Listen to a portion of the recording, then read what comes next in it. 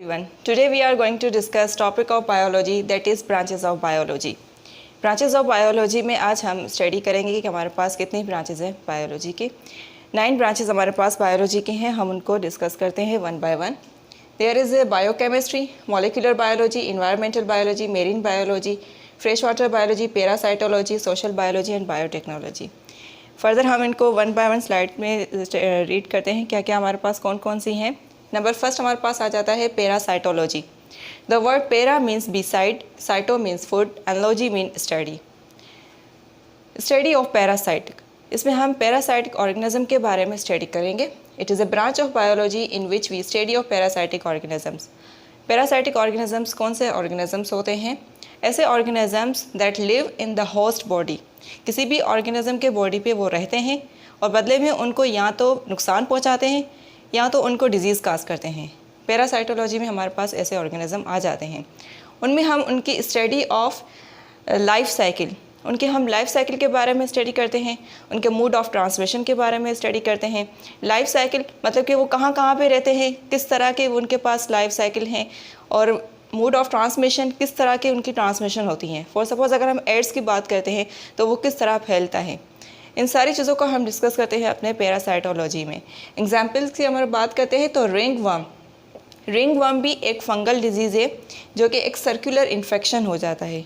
Bacteria भी parasitology में आ जाता है। ये माइक्रो ऑर्गेनिज्म होते हैं क्योंकि हम इनको अपनी नेकेड आइज से नहीं देख सकते, but with the help of microscope we can see it. इसके बाद हमारे पास है प्लाज्मोडियम। ये भी एक ऑर्गेनिज्म है जो मॉस्किटो की तरफ प्लाज्मोडियम एक ऑर्गेनिज्म है जो कि मलेरिया काज करता है। नेक्स्ट हम देखते हैं हमारे पास क्या है, मॉलिक्यूलर बायोलॉजी। मॉलिक्यूलर बायोलॉजी में स्टडी ऑफ मॉलिक्यूल्स, हम मॉलिक्यूल्स की स्टडी करते हैं। मॉलिक्यूल्स क्या होते हैं? ऐसे सब्सटेंस जो हमारे लिए बहुत इंपॉर्टेंट्स होते हैं।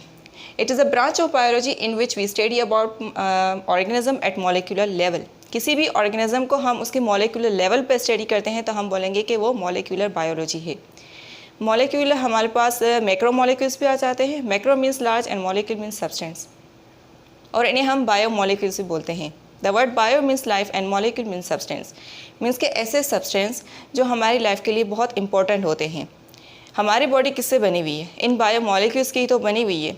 फूड में हम क्या लेते हैं? ये बायो मॉलिक्यूल्स ही तो लेते हैं। प्रोटीन लेते हैं, कैल्शियम लेते हैं, लिपिड्स है हमारे पास। एग्जाम्पल्स के अगर हम बात करते हैं, nucleic acid, carbohydrate and proteins.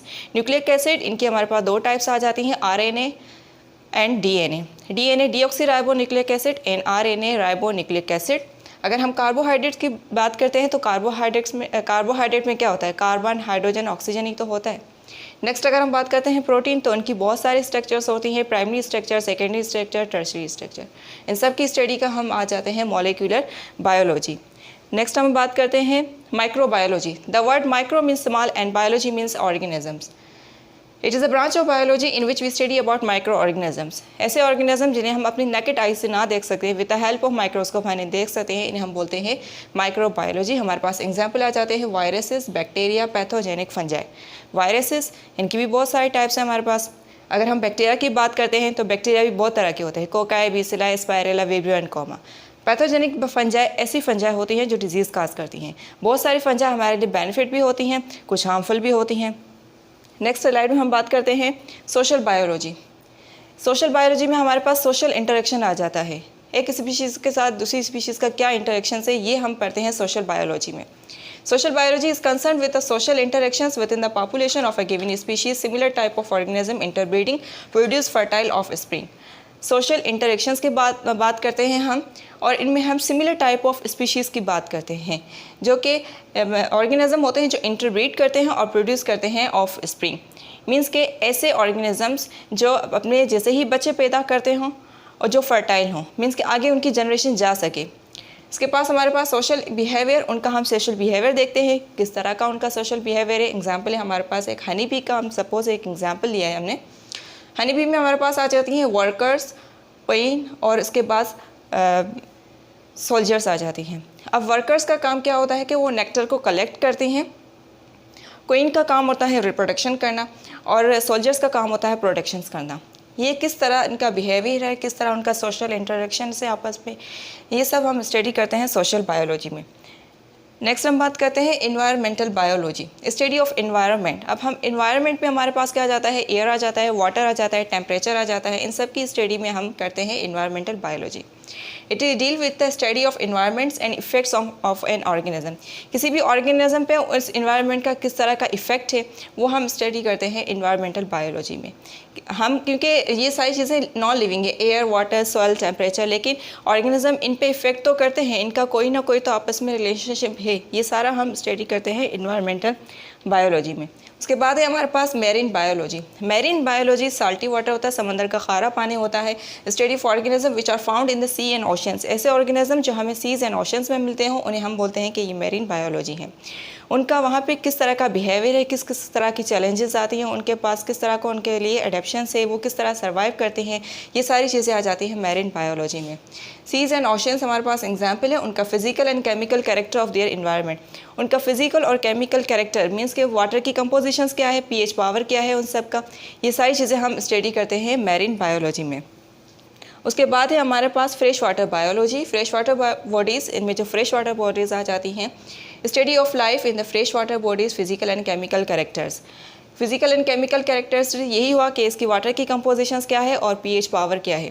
इसी तरह इसमें हमारे पास एग्जाम्पल आ जाते हैं पॉन्ड्स, लिवर्स एंड लेक्स। जो भी एनिमल्स, जो भी प्लांट्स वहाँ पे हैं या कोई भी माइक्रो ऑर्गेनिज्म या मैक्रो ऑर्गेनिज्म है वो किस तरह वहाँ पे सर्वाइव करते हैं, ये सारी चीज़ें आ जाती हैं हमारे पास फ्रेश वाटर बायोलॉजी में। उसके बाद है ह्यूमन बायोलॉजी। ह्यूमन से ही रिलेटेड जो भी हमारी स्टडी होती है, all over about human, non as human biology. This branch of biology deal with all biological aspects of man. सारा कंसर्न हमारे ह्यूमन से होता है। एग्जाम्पल हम लेते हैं एवोल्यूशन, एनाटमी, फिजियोलॉजी।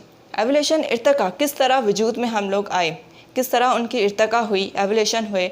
और उसके बाद एनाटमी, एनाटमी में उसकी स्ट्रक्चर आ जाती है, कौन कौन सी स्ट्रक्चर से किस तरह की उनकी बनावट है। अगर हम फिजियोलॉजी की बात करते हैं कि उनके कौन कौन से वर्क है, कौन कौन से फंक्शन हैं उसके, ये सारी चीज़ें हमारे पास आ जाती हैं ह्यूमन बायोलॉजी। अगर हम हेल्थ की बात करते हैं कि अगर बीमारी हो जाती है तो उसकी हमारे पास सॉल्यूशंस क्या है, किस तरह हम उस डिजीज़ को ख़त्म कर सकते हैं, ये सारा हमारे पास आ जाता है ह्यूमन बायोलॉजी में। नेक्स्ट है हमारे पास biotechnology. The word bio means life and technology means systematic. किसी भी सिस्टमेटिक के तहत हम किसी भी डिजीज़ की हम ट्रीटमेंट कर सकते हैं, ये हमारे पास आ जाता है बायोटेक्नोलॉजी में। Use of the data and techniques for the welfare of human beings. हम कोई ऐसा काम करते हैं या इंसान को फ़ायदा हो सके, किसी भी ऑर्गेनिज्म, माइक्रो ऑर्गेनिज्म का हम यूज़ करेंगे for the welfare of human beings. Example हमारे पास माइक्रो ऑर्गेनिज्म, बैक्टीरिया। जैसे कि जो शुगर के पेशेंट्स हैं उनमें एक हार्मोन है इंसुलिन, वो नहीं बन पाता, लेकिन उनको फिर वो मार्केट से ख़रीद करते हैं। वो कहाँ से आता है, वो एक माइक्रो ऑर्गेनिज्म बैक्टीरिया यूज़ करते हैं, उसी से वो इंसुलिन जो है वो तैयार करते हैं। This is all about branches of biology. Thank you.